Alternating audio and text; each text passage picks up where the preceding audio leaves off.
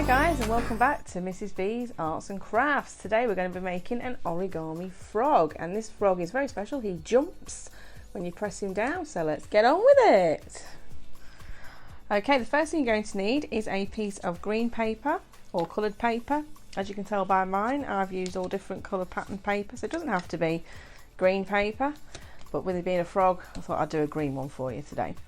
The paper that you need measures 6 inches by 6 inches or 15 centimetres by 15 centimetres square. You're going to need a pair of scissors, a whiteboard pen, some green circles. All I did was I drew around a lid and cut out my circles, so you can do the same. I'll show you why you need those in a minute.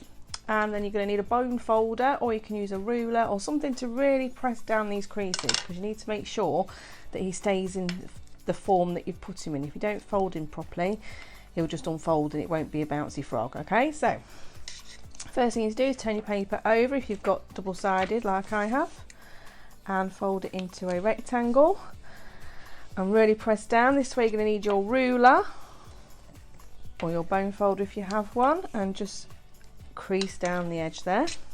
Turn it up so your rectangle's facing this way.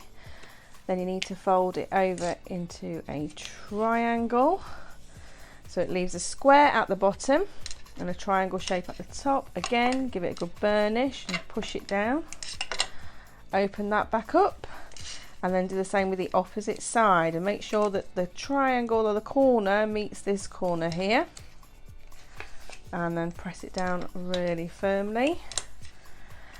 Okay, and then you need to do exactly the same to the bottom. Okay, so again, put this one to this side, making your triangle, and again use a ruler or something hard. You can even use scissors actually if you've got a pair of scissors, just to make sure that you push down on that crease. All right, and then the same again. Use your fingers first, and then something a bit more weighty that you can actually do it with. Okay, then this bit you need to know how to pinch it together, because this is the next stage of your frog. So you need to pinch it in the middle here like that, and then fold it into the center and press it down so it makes a triangle shape at the top. Okay, so you should have this, and you can see this is a bit bouncy. Again, push down firmly using either scissors or a ruler, just to make sure your creases stay popped. And then do the same with this one.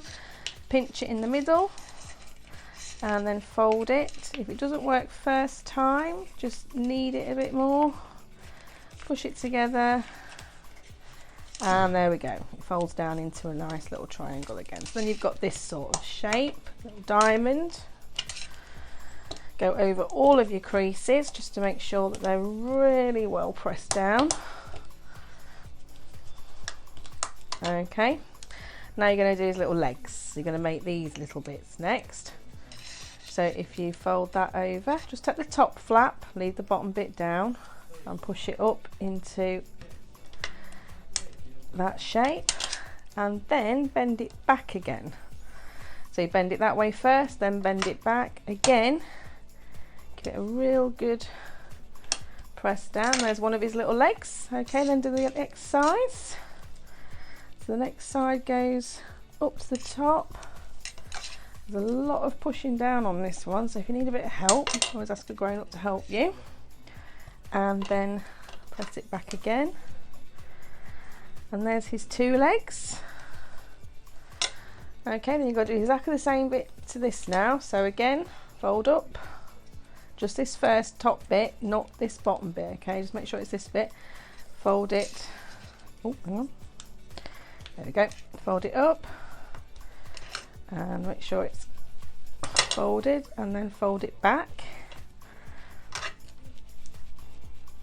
Press down. Then do this one, so up to the top. And then back.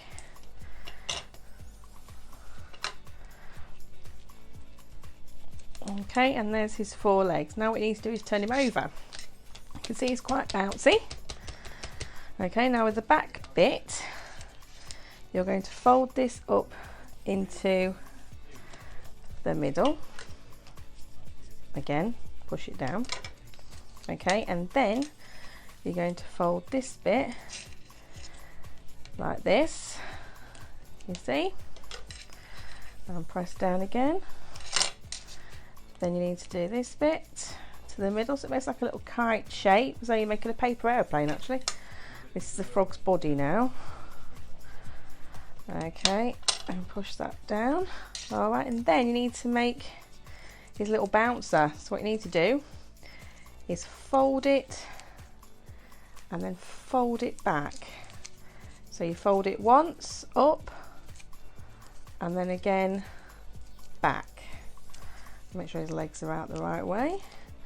Okay, and then you've got your little bouncy frog. Now, with your frogs, what I thought you could do is make a little game with them. So I've cut out some little circles here, okay, and what you can do is, like I've done, they're like little lily pads, so I've made some earlier. So here are the ones that I've made already. Okay, and I thought you could have a little maths game with them. So what you could do is draw a number on. So I'm going to cut this one out to make it into a lily pad shape. Alright, that's like a little Pac-Man. And then I'm going to draw a number on. So whatever you're doing, you might be learning to count in twos, you might be learning to count in fives, you might be learning to count in tens or whatever. So you can maybe like look at number patterns, just adding numbers together. You could do it with number bonds. I'm going to put a number 6 on this one. Okay, you can make whatever numbers up you like. You could do multiplication. So if you're doing 2 times tables, you could have the 2, and then you could try and say land your frog on something, and then there we go, boop, and then try and land him on a lily pad.